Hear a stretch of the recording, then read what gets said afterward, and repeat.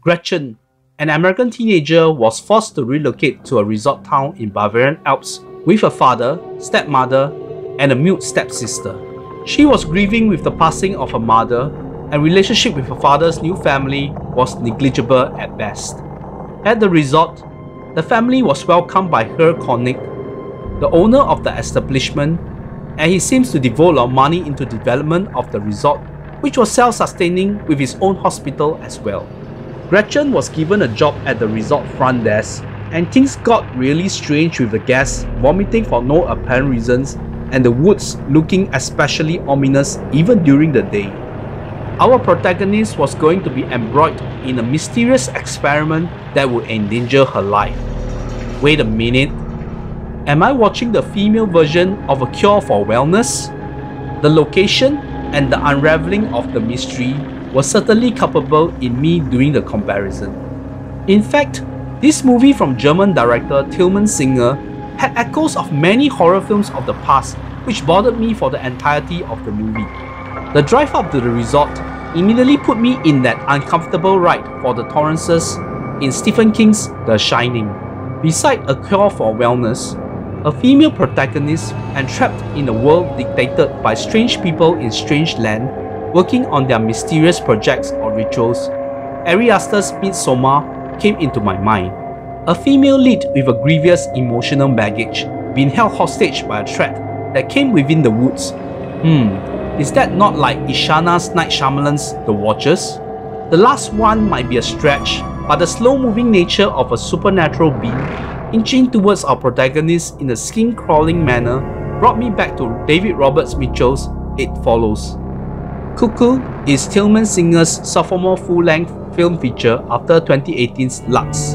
From the trailer, it certainly seems like Singer had continued his homage to 1980s European horror, and even the key location in Lux resembled the hospital in Cuckoo. To be candid, the plot was really middle of the road, as highlighted by how many preceding horror movies it made me think about, and worse still, think about rewatching those movies in the middle of this movie.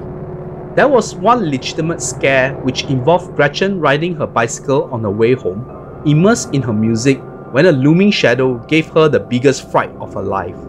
The persistent scare tactic in the story involved a reverberation of the air, causing a time loop that I felt Singer kept coercing his audience to keep taking it to a state of uneasiness and awfully off-putting.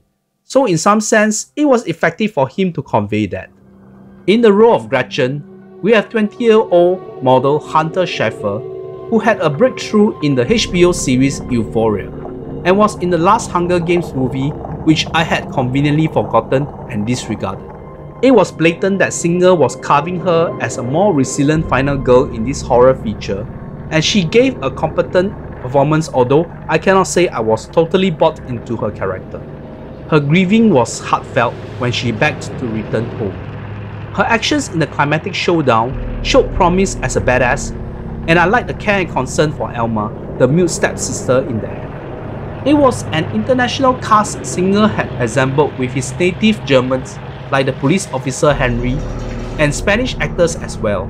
In the role of the parents of Gretchen, we have recognizable faces in Marton Sorkas as Louise and Jessica Henwick as Beth, both of whom rabid fans of Lord of the Rings or MCU franchises might recognize.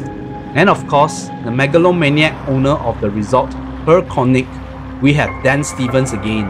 He was charismatic as Koenig and certainly carried a sense of scheming with him the moment he appeared, and the crosswords with the light of Gretchen and Henry held the climactic showdown. That still did not take away how pantomime the characters and his associates were. I really did not feel that he was much of a threat, to be honest. Well, at least his German accent was not as atrocious as his coarse American one in Abigail earlier this year. Cuckoo was a film for director Tilman Singer to express his creativity, and I do not find it too polarizing, yet the familiar plots did not really bring much to the table, and the scares were scarce. It was merely a sixth content for me.